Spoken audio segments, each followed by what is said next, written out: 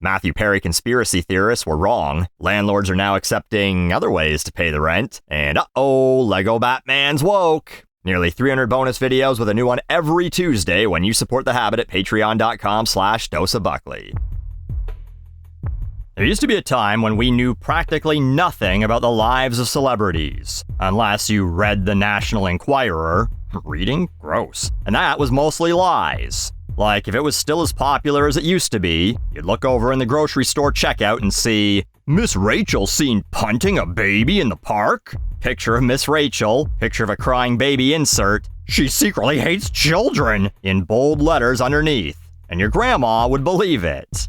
But now, we seem to know practically everything about the lives of celebrities, whether we want to or not. And maybe it's the lack of mystery that leads people to create nonsensical realities in their own head. Like that loser that thinks he has a shot at dating Daphne Keane because he paid to take a picture with her. Or pretty much every Taylor Swift fan. But specifically, the ones known as GAYlors. But before I explain them to you, you heard the news, right? How could you not? Taylor Swift is finally off the market. She's getting hitched to the love of her life, Travis Kelce, or Kells, whatever. Finally fulfilling her high school fantasy of being popular enough to get with the star player on the football team. Now who's making him nonsense? But anyway, the announcement broke the internet. As of writing this, accumulating 35 million likes, becoming the 10th most liked post on Instagram. Still way behind the picture of the egg and 3 Lionel Messi posts, but maybe that's because not every Taylor Swift fan was happy with the news. So if you haven't heard about these parasocial lunatics, there's a subset of Taylor Swift fans called GAYlors. Their subreddit, which they had to make private after the announcement because they didn't like how badly they were being mocked, describes itself as a space for thoughtful, don't know about that, discussion and examination of Taylor Swift, including queer readings, themes, and motifs in her work and public persona. You see, even though her work contains 30 singles of her either pining for or crying over boys, and her public persona involved her dating at least a dozen very famous men from Hollywood and the music industry, I guess one of her songs says something about a lavender haze and that's it, she's a rainbow warrior like us. Doesn't matter that Taylor said she got the phrase from Mad Men and says it was about her boyfriend at the time, Joe Alwyn, and the video features her with a man. Lavender, that's code! Now, thinking the straightest woman in the world is gay isn't inherently lunatic behavior. It's a little weird that you have to project your own interests? I'm gonna get in trouble for that. On your favorite celebrities or else you can't like them. But these people took it to a whole nother level. Cue the music.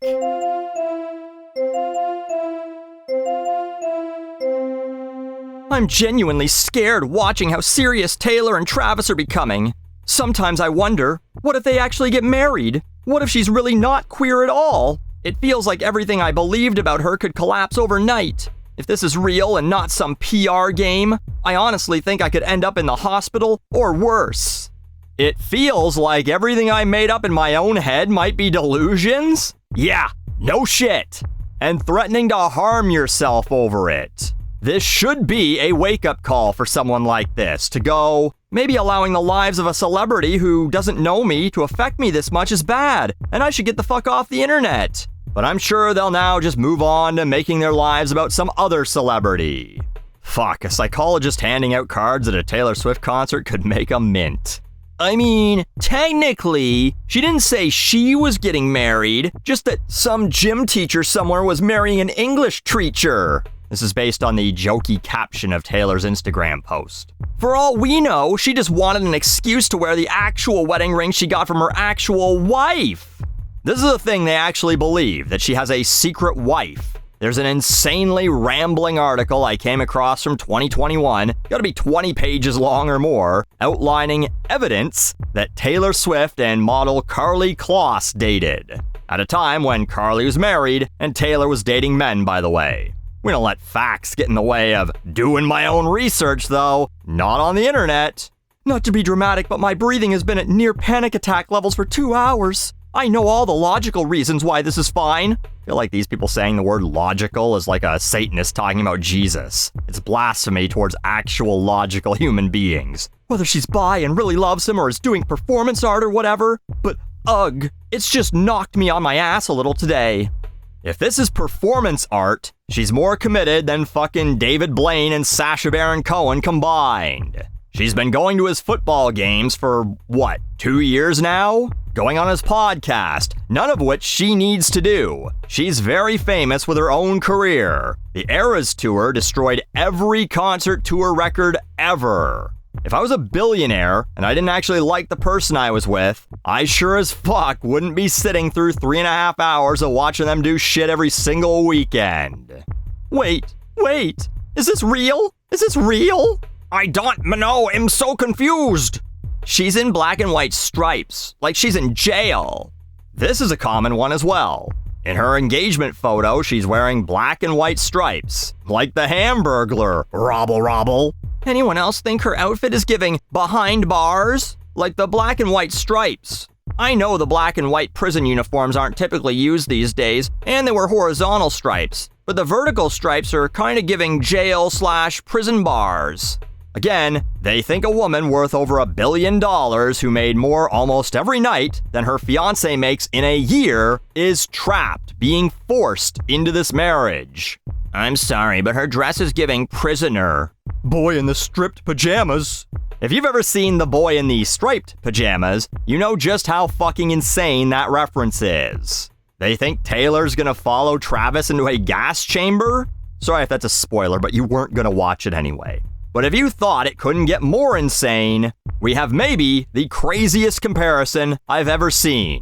I think a lot of us are exasperated about the situation for queer people, and I get that this is some sort of hope of a blender breaking that now also feels further away. So I also want to send you my favorite quote about gay resistance. The quote begins, "During the darkest days of the AIDS crisis, I haven't said this in a while, but what the serious fuck? Taylor Swift being straight is as devastating to the gay community as AIDS in the 80s? This is a new level of insanity that I wasn't aware could be found outside of an asylum. These people are more nuts than trail mix." And I get it. It hasn't been a good couple of years for queer representation in music. Billie Eilish keeps pretending to like women for music video views, while her brother dates her clone. That's gotta be weird. Chappell Roan fucking hates her fans and doesn't want to talk to you. Trans singer Kim Petras sided with Kesha's accused rapist Dr. Luke. Not a great look. And JoJo Siwa, did you hear that story? She goes on Celebrity Big Brother, and Mickey Rourke's like, "You're a lesbian, huh? Few days in this house with me and we'll change that." He gets booted off. She goes running into the arms of one of the other dudes on the show. They fuck. Turns out she wasn't a lesbian. Immediately stops wearing the kiss face paint and starts dressing like a trad wife. So I get why you want the most famous woman in the world on your side. But Taylor Swift, the woman who looks like she probably has a live, laugh, love sign in her kitchen, who dances like every straight woman ever, like she's got a stick up her ass and her shoes are nailed to the ground, who once posted a video titled "Basic Autumn Lovers Rise," where she enjoys a PSL, that's a pumpkin spice latte, and talks about how much she loves putting on cozy sweaters and how much she loves people who dress their dogs up for Halloween. Get this woman a 1996 Chevrolet Lumina because she was born ready to take the kids to soccer practice. But this isn't about bashing gay people or something, okay? This is about bashing parasocial relationships. I am in shock. What do we do with this information? Throw up. We'll call that option A, but option B is you use this as a moment of clarity to go look in a mirror and say, why have I tied my entire life, my happiness, my identity to a stranger, a person who doesn't give two shits about me? Why do the life choices of a person who doesn't know my name and who turns off the comments on their posts because they know we're fucking lunatics, why do they send me into anxiety attacks or thoughts of self-harm? Maybe I should try some of that thoughtful examination of my own choices that have led me to this. Or I could accuse Taylor Swift of wearing blood diamonds. Yes, I'll tell 1,000 people on TikTok that she killed African kids for her engagement ring. That'll teach her for not being the person I made up in my own deranged mind. You need to calm down. Otherwise, there's a blank space in a psych ward they can exile you to. Are you ready for it?